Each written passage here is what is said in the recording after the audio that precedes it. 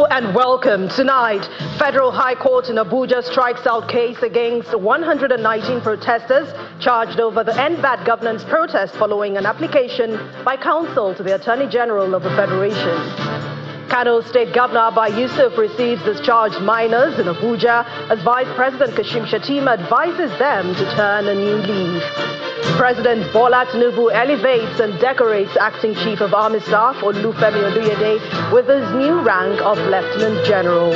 And over 100 communities groan under the impact of heavy floods in Hoda local government area of Rivers State. On business news tonight, multinational oil giant Chevron sets to expand exploration activities in Nigeria, nearly 2 weeks after making significant discovery from its drilling in the Niger Delta. On sports news tonight, Nigeria Super Falcons will face France's female national team in a high-profile international friendly on November the 30th. From the nation's capital, federal government reverses policies stipulating 18-year age limit for admission into tertiary institutions. And in international news from London, Election Day voting has begun in the United States, with Donald Trump and Kamala Harris vying to become the next president. We begin tonight in the courts, where Justice Obiora Egwatu of the Federal High Court Abuja has struck out the suit against 119 protesters charged over the nationwide End Bad Governance protest. Justice Egwatu struck out the case following an application by the counsel to the Attorney General of the Federation, Mr. Mohammed Abubakar. At the day's session, Mr. Abubakar had applied to take over and discontinue the suit in accordance with Section 174 of the Constitution. Our correspondent, Emanuela Ekele, reports. The case instituted by the Nigerian police against the End Bad Governance protesters, majorly minors, who were arraigned on November 1st on alleged treason, resumes at the Federal High Court, Abuja. This time, however, the Attorney General of the Federation, through his counsel, is here to take over the case and discontinue it.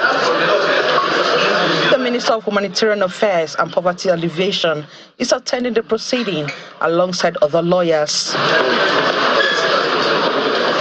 At the resumed hearing, representative of the Attorney General of the Federation, Mr. Mohammed Abubakar, says he has applied to take over and discontinue the case. This development comes just hours after President Bola Tinubu directed the AGF and law enforcement agencies to release all the minors detained over the protests. Counsel to the first to 50th defendants, Mr. Femi Falana, did not oppose the application. Mr. Falana says that it was in accordance with the letter and spirit of the Administration of Criminal Justice Act, as well as several provisions of the Child Rights Act, stating that the AGF has the power to take over the case at any stage and exercises discretion to discontinue the suit. The trial judge, Justice Obiora Egwatu, subsequently struck out the case. Counsel to the defendants applaud the release by the federal government, but calls for the release of other protesters in related cases. Yesterday, 19 people were also charged in Borno State, including minors. Again, we are calling on the government to discontinue all cases pending in different states with respect to the August protest. The Minister of Humanitarian Affairs and Poverty Alleviation has a mandate from President Tinubu to cater for the welfare of the minors. Before we return them, we want to do also due process of ensuring that they are medically fit. So we take them for safekeeping in the facility and make sure they're medically checked. And where we need to make additional treatment, we take care of them so that psychological they're also tested, and we ensure that they're safely and well treated and taken care of, and giving human face to what happened. The release of the minors now puts to rest the case against them as they reunite with their families after being in detention for about 2 months. Emanuela Ekele, Channels Television News. Meanwhile, Vice President Kashim Shettima has advised the 119 pardoned End Bad Governance protesters to take advantage of President Bola Tinubu's gesture and become more responsible citizens. He was speaking when he received the protesters in the State House. The protesters were then handed over to their state governors. Our State House correspondent Larry Lasisi reports. It's a moment of joy as these End Bad Governance protesters walk into freedom after a federal high court discharged and acquitted them of terrorism charges.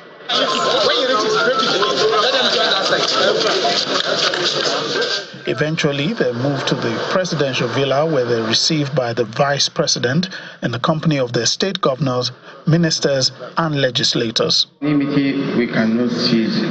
The vice president advised them to avoid violence and contribute positively to the society. Regardless, the president has used his position as the father of the nation to give these young men another chance at becoming responsible citizens who will make a positive impact in the drive for a better Nigeria.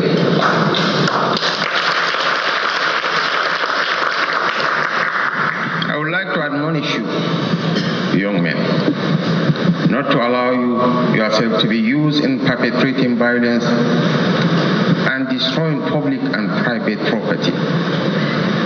Over 300 billion naira was lost in the protest, consisting mainly private property through looting and loss of business. I will urge you, I will advise you, you are our children, to use the opportunity of the President's magnanimous gesture in ensuring that you go back home and become responsible citizens who will contribute to the growth of the society. The state governors and other dignitaries appreciate President Bola Tinubu for ordering the release of the protesters and advise them to be good citizens. Just to extend the appreciation of myself, my government, and the good people of Kano State to His Excellency, the President and Commander-in-Chief of the Federal Republic of Nigeria, Distinguished Senator Bola Ahmed Tinubu, GCFR. I will try to reintegrate them, rehabilitate them, and of course, most of them, from my conversation with them, they are tailors. Some are doing their own businesses, some are even in schools. So we will encourage them to go back to school. Those that are doing business, we will support them. After being handed over to their state governments, officials of the Kano state government lead the elated youths to the Nnamdi Azikiwe International Airport. We thank the airport of His Excellency, the Executive Governor of Kano State, Alhaji Abba Kabir Yusuf, for the airport that have been footing to see that this, our children, has perceived a fresh air. Because he has been following this issue since the arrest. Their parents are full of appreciation.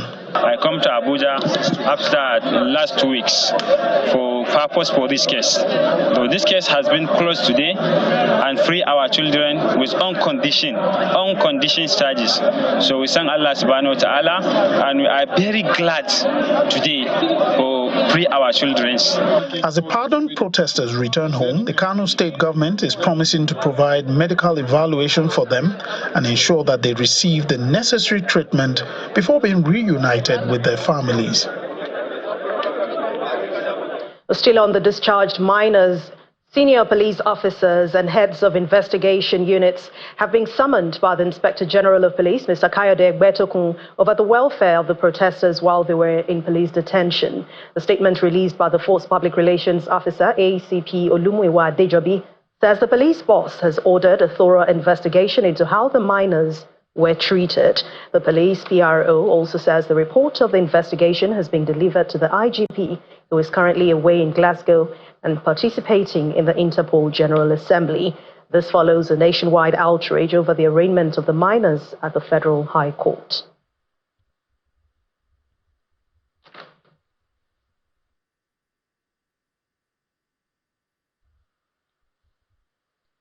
Away from that now to environmental issues. About 103 communities are experiencing varying degrees of flooding in Ahoada West local government area of Rivers State. And this is as a result of heavy rains and increased discharge of water from dams upstream, leading to increase in water flowing downstream from the rivers Niger and Benue.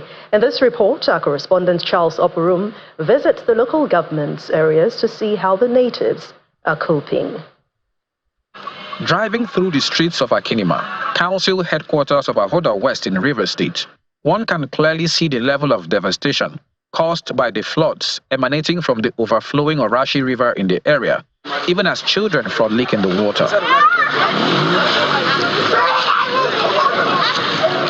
Natives are harvesting their crops prematurely, lest they go bad as a result of the rising waters.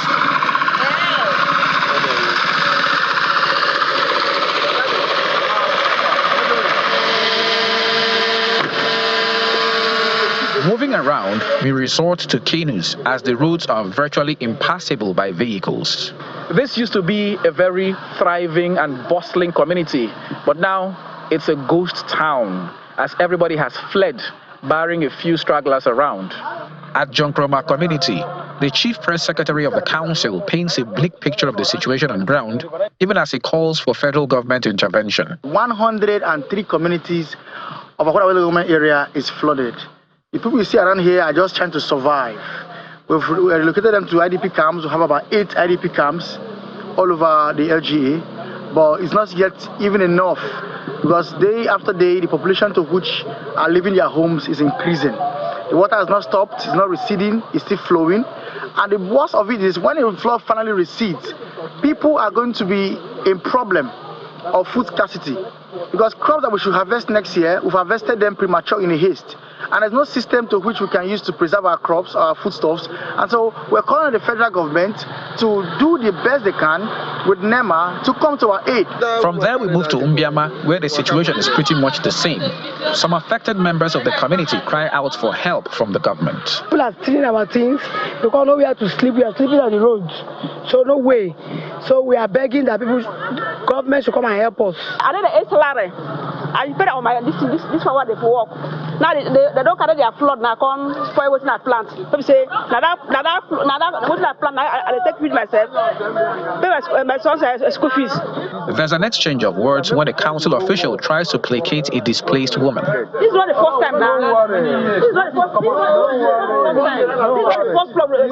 You know what? This time something will come out. Nothing they come out. And for me, I say nothing. You don't see me before. I've not seen you before. The special advisor to the council chairman, who also doubles as the head of the flood intervention team for the council, reassures the women.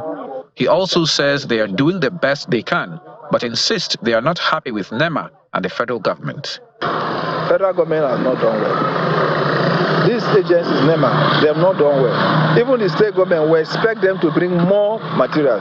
The ones they brought is not enough. We need more. To get the perspective of the National Emergency Management Agency, we talked to the zonal coordinator, who says the buck stops at the State Emergency Management Agency and that NEMA is there to complement their efforts when it goes beyond them. This is Rivers State, and the state government has a full responsibility.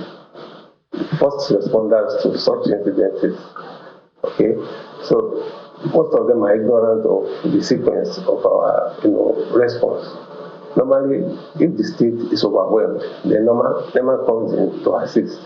So every state has a state emergency management agency or a flood committee that is in charge of some of these things. So we are only collaborating, we are only, making things work better so that for the sake of the distress, we won't have loss of life. Attempts to reach the State Emergency Management Agency were unsuccessful as they promised to get back to us, but never did. From Ahoada West in Rivers State, Charles Oporum, Channels Television News. In part 2, after the break, all is now set for the first Lagos International Theatre Festival holding in the state between November the 14th and the 17th as organizers reel out plans for the 4-day event. Please join us again. Welcome back. If you've just joined us, you're watching the news at 10 on Channels Television, broadcasting live from Lagos. A reminder of our main stories. Federal High Court in Abuja strikes out case against 119 protesters charged over the End Bad Governance protest following an application by counsel to the Attorney General of the Federation. President Bola Tinubu elevates and decorates Acting Chief of Staff Olufemi Oluyede with his new rank of Lieutenant General. Over 100 communities groan under the impact of heavy floods in Ahoda local government area of Rivers State. And millions of Americans are casting their votes as Kamala Harris and Donald Trump vie to become the next president.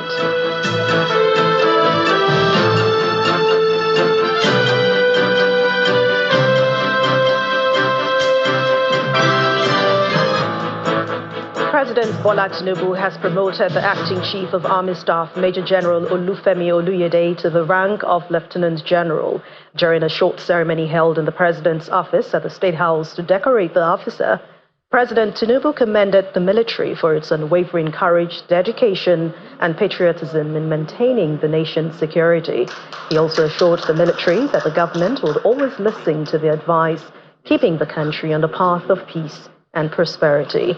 The acting army chief, on his part, reiterated his own commitment to upholding the vision of the Chief of Army Staff.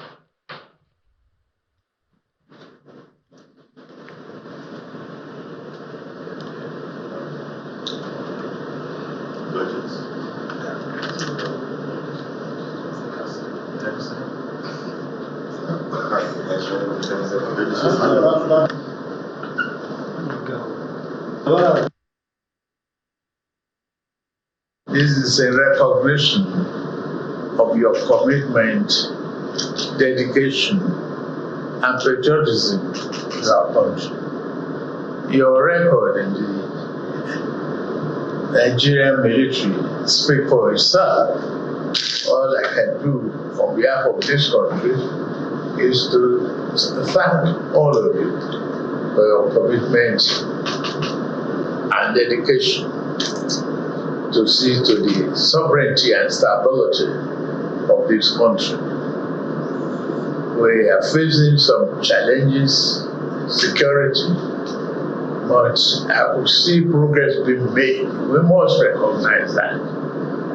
Thank all of you, the Navy, the Air Force, the intelligence, and the synergy that existed between you is what has made this country calm and stable.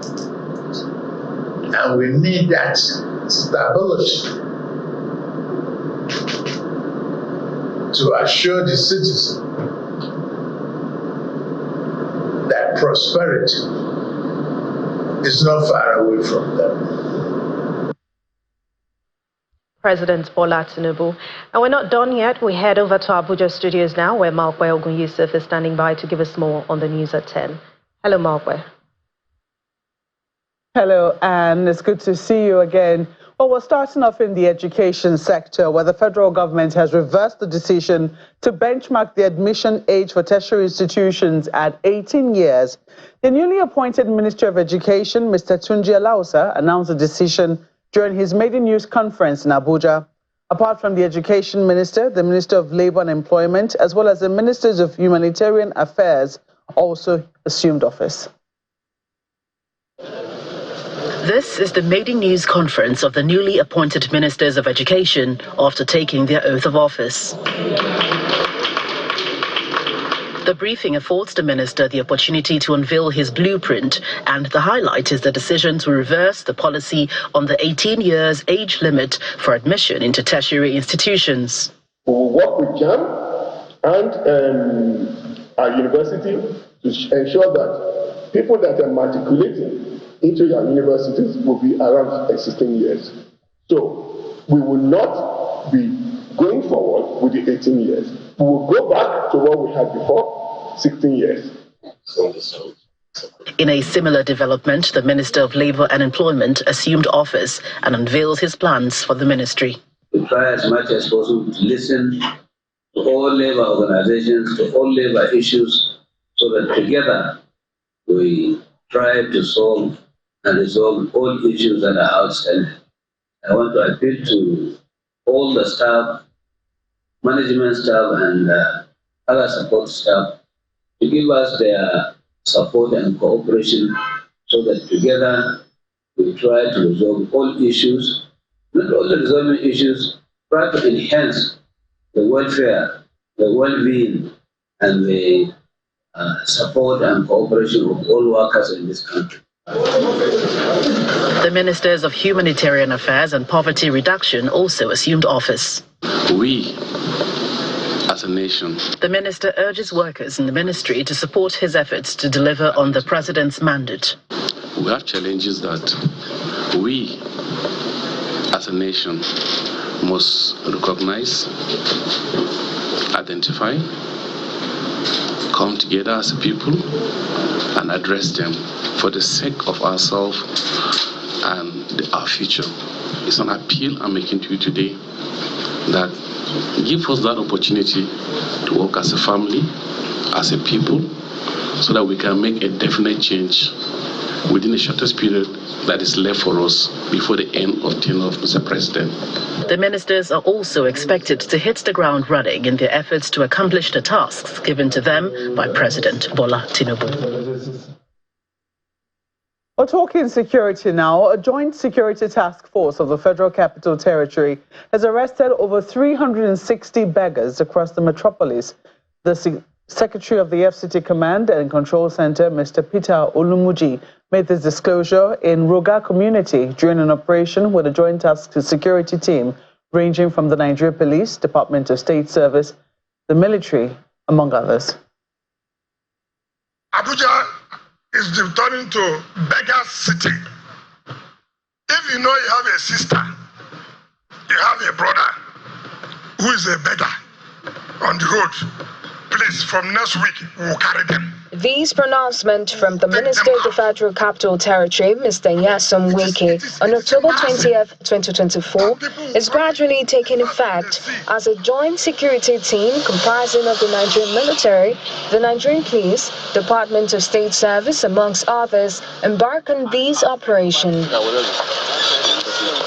First, they make a stop at Ruga community in the nation's capital, which is partly turned into a shanty town. Demolitions begin and the residents of these areas scramble to secure their properties. We would want a resettlement. Whatever condition they can give us to resettle us, I think we are ready. Some of us are farmers, some of us are drivers, some of us are bricklayers. We do a lot of things. Most of these beautiful houses built in Abuja are built by some of us.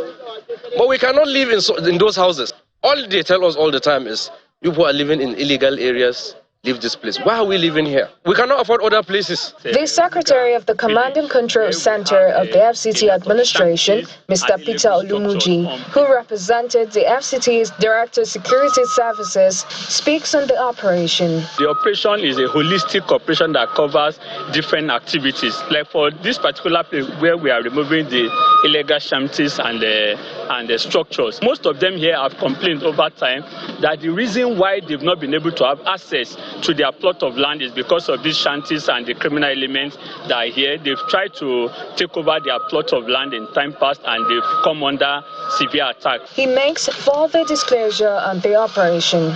We have over 368 beggars presently that we've been able to remove from the street and taken to the Buhari Rehabilitation Center. And at that rehabilitation center, they are going to be profiled and ask the trade they want to indulge in. And based on that, the FCT administration is going to provide guidance and train them on such skills. From here, the team proceeded to Utako District Market, where more arrests were made. Kumbi Aboluwade, Channels Television News. As the world prepares for COP 2024, Governor Obasani of Kaduna State and the Sultan of Sokoto have called for unified action, effective strategies, and resilience to address climate change-driven conflicts in northern Nigeria, which have led to the displacement of people, food insecurity, and deepening poverty. At the opening of the regional conference on climate change-induced conflicts in northern Nigeria in Kaduna, Governor Sani emphasized that climate-driven conflict is not an abstract issue, but a pressing reality that the North must urgently confront. Climate change-induced conflicts in northern Nigeria are a pressing concern. The region is experiencing severe climate-related challenges, including drought, desertification, floods, which are exacerbating existing social, economic, and environmental tensions. It is also considered a major contributor to food and resource shortages, unemployment, contributing to displacement and increased insecurity. The Regional Conference on Climate Change-Induced Conflicts in Northern Nigeria unites national stakeholders to address climate-related conflicts in the north and develop mitigation strategies. The attendees include the Governor of Kaduna State, Kebbi State Deputy Governor, the former Secretary General to the Government of the Federation, Yale Ahmed, the Sultan of Sokoto, the Christian Association of Nigeria President, and security representatives.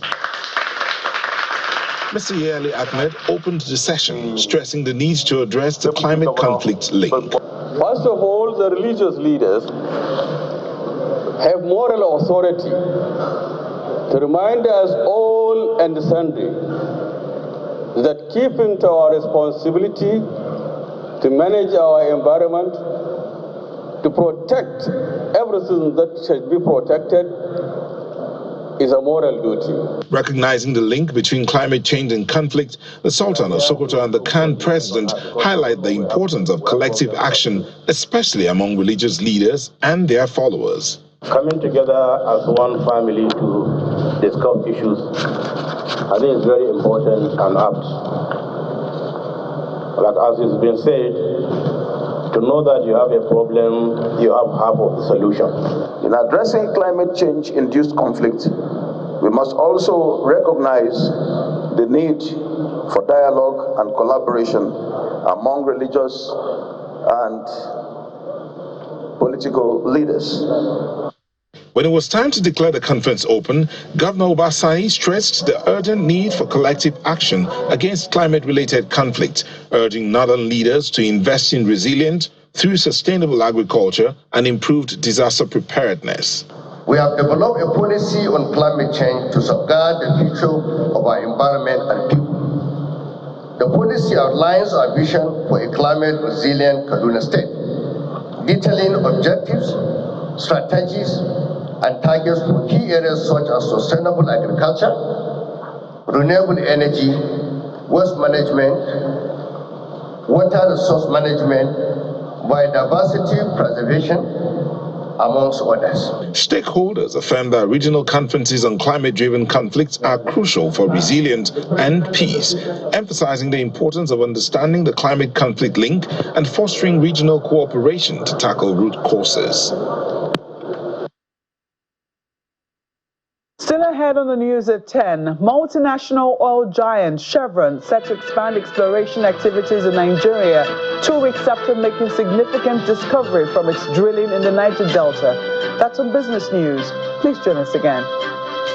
Welcome back to the news at 10. The senator representing Kogi Central, Senator Natasha Akpoti-Uduaghan, says she's committed to opening doors for women in leadership and expand women's representation in politics.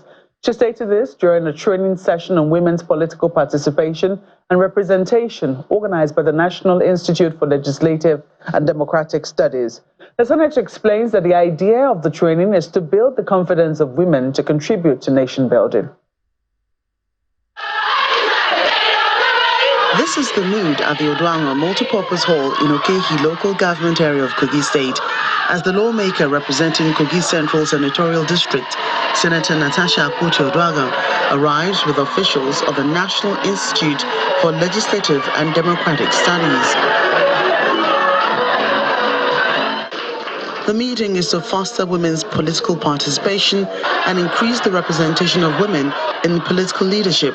Town hall meetings of this nature are also very, very important because it gives both the legislature and the constituent the opportunity to interact face to face. This training is part of the constituency project of the federal lawmaker, who highlights the importance of women's political participation and representation. Personally, is that I will live every day intentionally to show example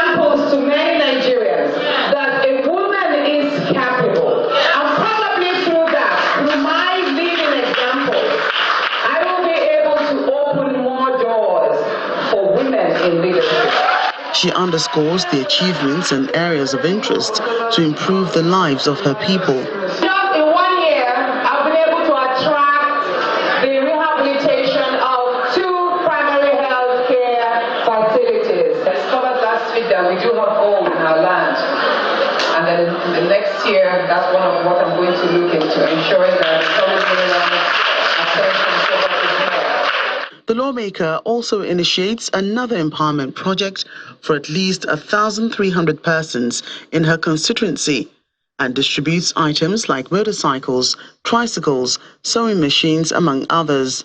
During the hardship we are, my business cannot move further. So today I thank God. I promise her that by the end of December, she will see my efforts. People don't look at me and identify the political party. I tell them when I see them, I say, my people did not vote me in to act as an opposition. They voted me in to bring the best of federal legislation to them. The senator has also facilitated the training of her constituents in different skills to address the growing challenge of unemployment, especially at the grassroots.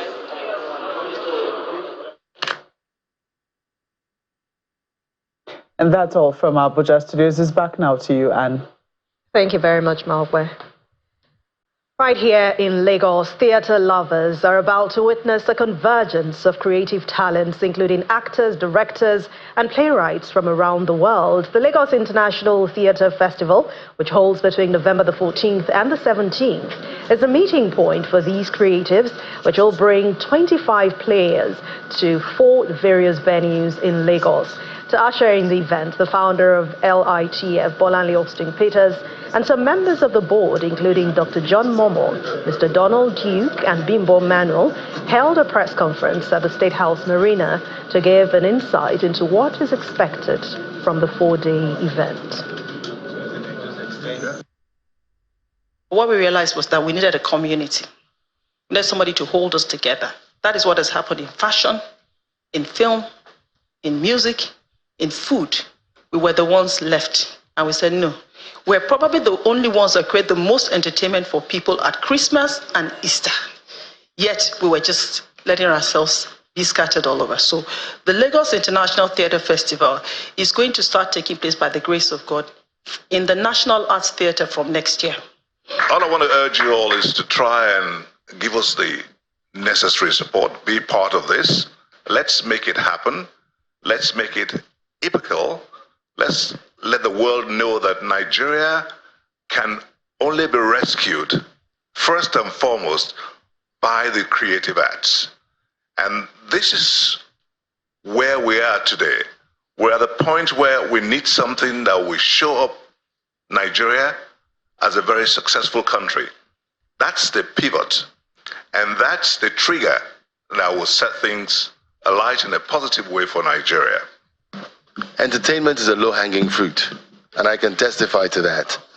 I said earlier to Dr. Momo that the responsibility, the utmost responsibility of government is to ensure the productivity of its citizens within a safe and orderly environment. And a low-hanging fruit like entertainment is one that we should embrace. A state as cosmopolitan as Lagos needs a leadership that is exposed, and I'm grateful we have one. Theatre died in Lagos. It can still die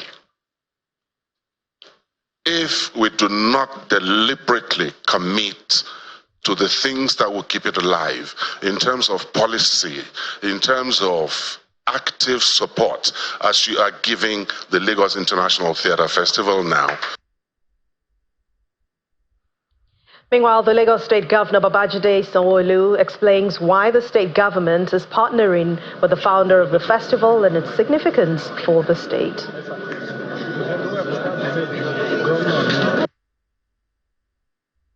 Sitting here and being able to be part of this very simple but very unique event, which sort of like signpost and set the tone for what we'll see as a Lagos International theater festival, all happening over 5 days next week.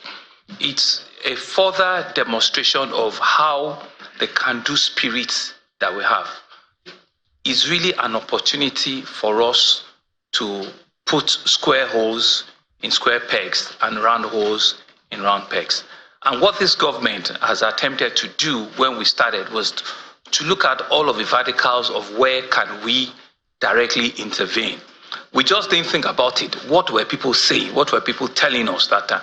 And we drew up an economic agenda that saw clearly that entertainment, tourism, creative arts, the creative industry is a strong, important, cardinal economic objective of Lagos.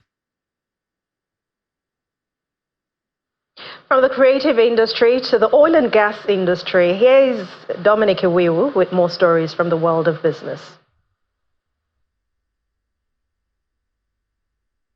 Banking so easy, so simple. Dial *894# now to experience it. You first, First Bank.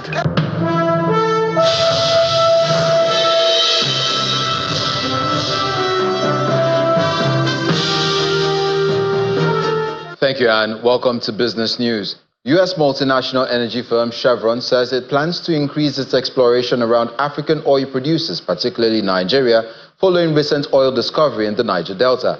The Vice President of Global Exploration at Chevron, Liz Schwartz, who made this known to journalists, says the company intends to revive its exploration efforts due to the anticipated potential for a production rebound in the country, which has the potential to produce up to 17,000 barrels per day. The news comes as a boost for Nigeria, which has faced challenges in boosting oil production to meet both its OPEC quota and domestic refinery needs. Meanwhile, Chevron says it will also expand the exploration activities to Angola, just as it has begun drilling in Egypt this month and plans to launch an exploration campaign in Namibia in December.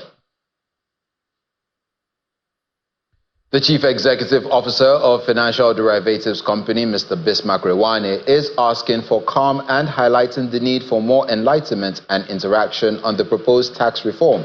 Mr. Rewane believes that the changes proposed will benefit all levels of government as well as businesses and people. There is a crisis of false expectation. People thought that, and kept on saying that when the Dangote refinery is commissioned, the world, the night will become day and day will become night. That is not the truth. Only two things were guaranteed by the refinery working. One, quality of the products. Two, quantity. What the Dangote refinery or any other refinery for that matter, including Warri refinery, Port Harcourt and others, they cannot guarantee you price because the price is not controlled by them.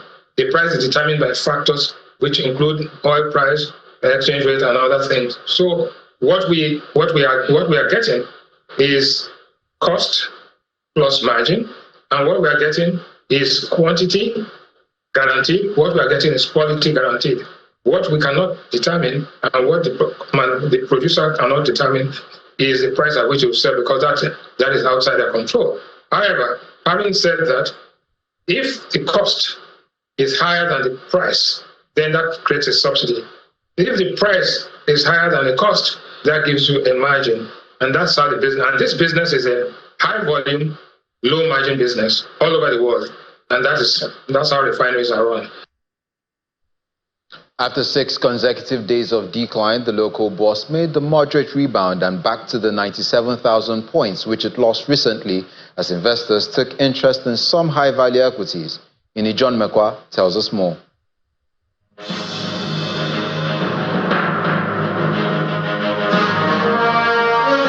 Good evening, everyone. Welcome to the Stock Market Report. A bit of good news today at the NGX. The market gained 13 billion naira, and it's thanks to the figures. We saw positive movement on most of them. FBN holding 1.49, UBA almost 10%, which is the maximum. GTCO unchanged, while Access and Zenith Bank moved in the positive direction. And of course, at the close of trade, we see some positive movement reflecting right there. We're back to 97,123.6 0.61, and the all-share index is up 0.22%. So, and then market cap, well, it's too soon to expect us to get back to the 59 trillion naira. Now, in the news today, we've been talking about Aradel Holdings since they were listed. They moved from the smaller unlisted market, the NESD, to the NGX. We've seen a lot of movement. Profit taking has actually been a major one, and they determined what happened on the summary of the market in October. Well, the thing is, Africa Capital Alliance recently sold shares of about 19.8 billion naira in Aradel Holdings. So if you've been wondering why there's been so much profit taking, this is it. Now, Africa Capital, they invested $80 billion in Aradel Holding. That's happened in 2016. So they're just taking profits, and of course that's why we've seen those profit taking from Aradel. But we'll see what happens on Aradel and the market tomorrow. For today, we thank God that the bull is back.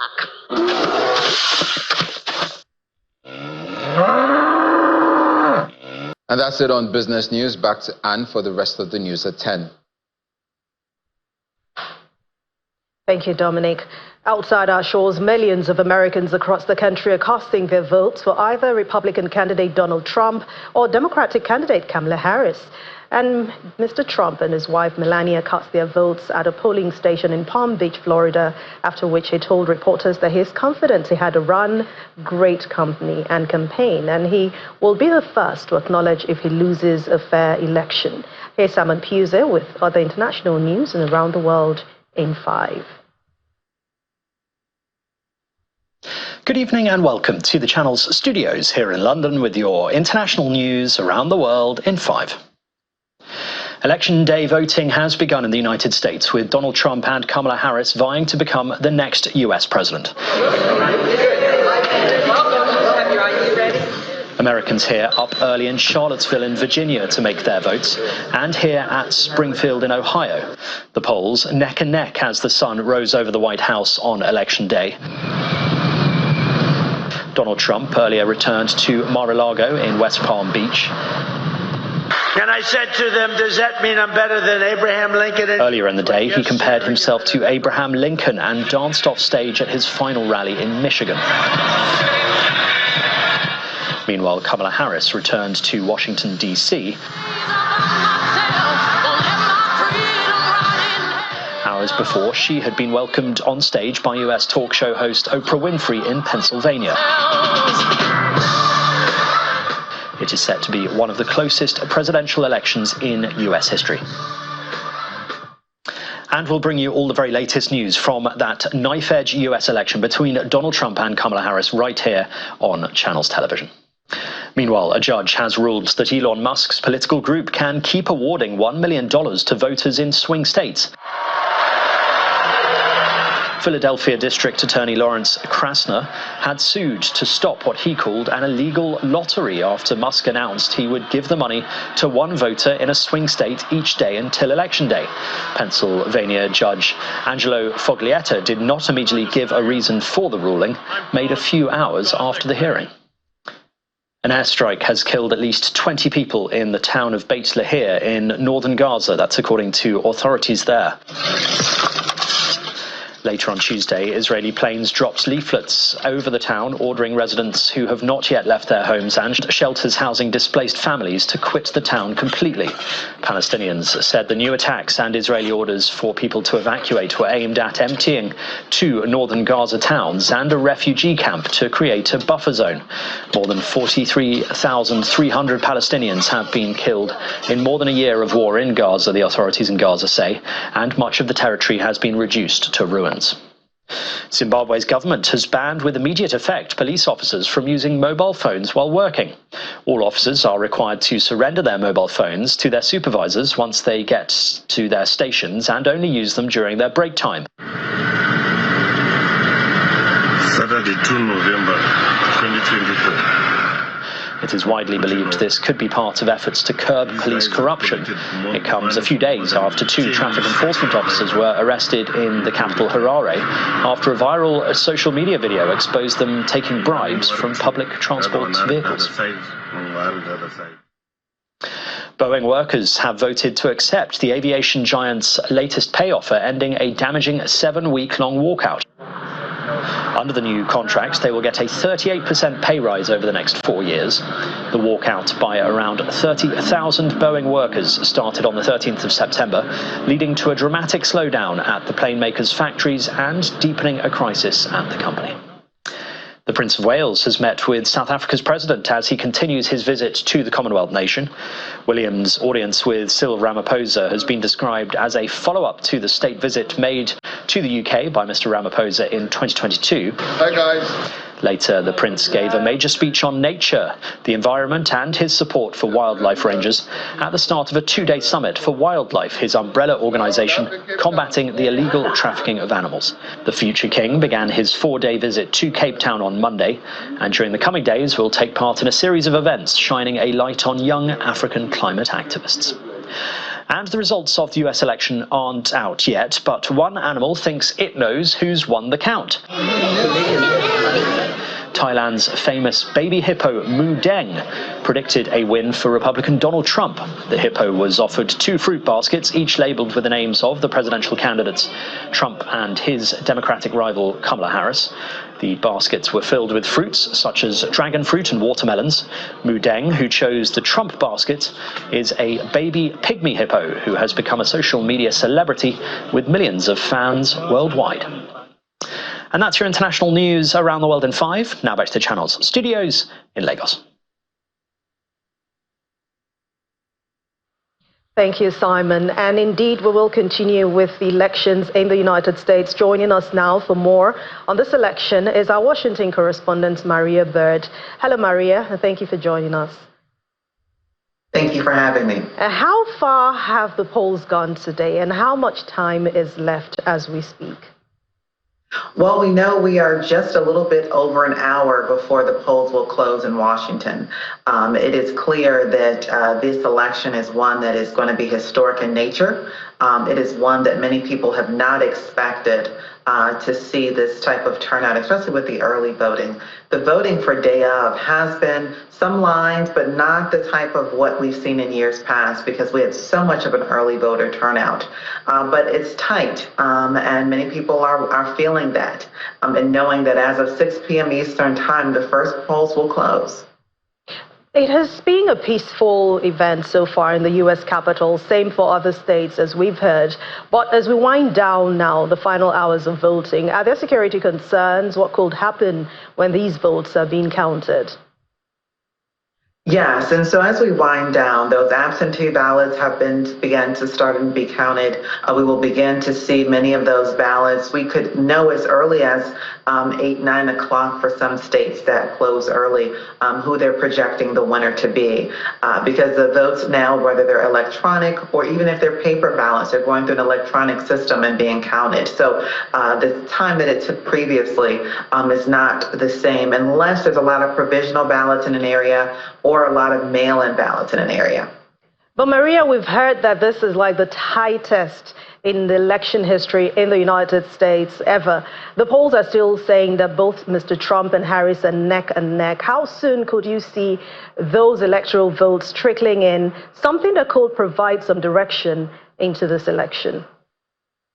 Well, we've seen elections go days, right? We've seen it where sometimes it's so close that it takes days for them to count every single ballot before they know who actually will be declared the winner. This one, too, is going to be one that we can expect to see some legal ramifications around it. There will likely be some lawsuits depending on who is victorious as a result of this election. And so when we see those type of challenges, that does also potentially put some things at risk. But we will know probably the projections this evening. They will start going county by county, looking to see the number of ballots that are collected and counted. There also are predictors based off of the parties that people are affiliated with in various counties. And so that is going to definitely have a strong impact on whether or not we do see some of these tallies coming out this evening. This evening, I think, is going to be something that most Americans are going to be sitting back watching. There are watch parties all over the country. Specifically, there will be a very large watch party at Howard University this evening at the headquarters for Kamala Harris. We also know that the former President Trump will also have headquarters in his area as well. And there will be watch parties with the Republicans as well to kind of see who will be that next candidate. But we also can't forget about the fact that we have congressional members that are also up for re-election. We know that Maryland has a very tight election between the Democrat and the Republican. You can look at the states like Michigan. There's various states across the country that are also having congressional seats that are up for grabs. And these congressional seats are extremely important because it will also indicate whether or not we see a Republican-run House, a Republican-run Senate, and that obviously will have an impact on the work that whichever president is elected, the work that they'll be able to complete. All right, definitely. We'll also have our eyes on this election. Thank you so much, Maria Bird, our Washington correspondent, for your time on the News at 10. We'll continue with the News at 10 now as we delve into the world of sports. Chris Illems is standing by.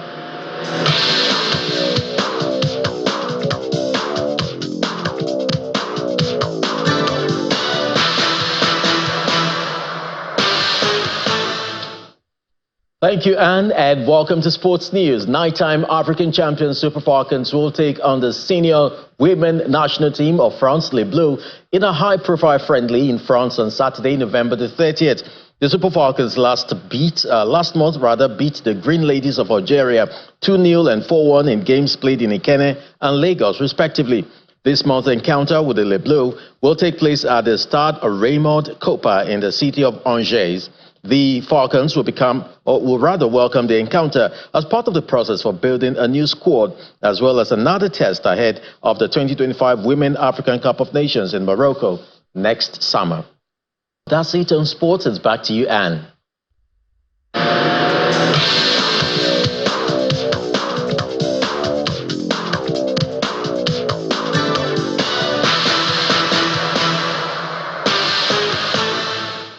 Thank you, Chris. And the main news again. A federal high court in Abuja today struck out the case against 119 protesters charged over the End Bad Governance protest following an application by counsel to the nation's Attorney General of the Federation. Also today, President Bola Tinubu elevated and decorated the acting chief of army staff Olufemi Oluyede with his new rank of Lieutenant General. We also told you that over 100 communities are groaning under the impact of heavy floods in Ahoda local government area of Rivers State. And millions of Americans are casting their votes as Kamala Harris and Donald Trump vie to become the next president. And that's the News at 10 tonight. Thank you so much for watching. I'm Anne Nwawadu. Good night.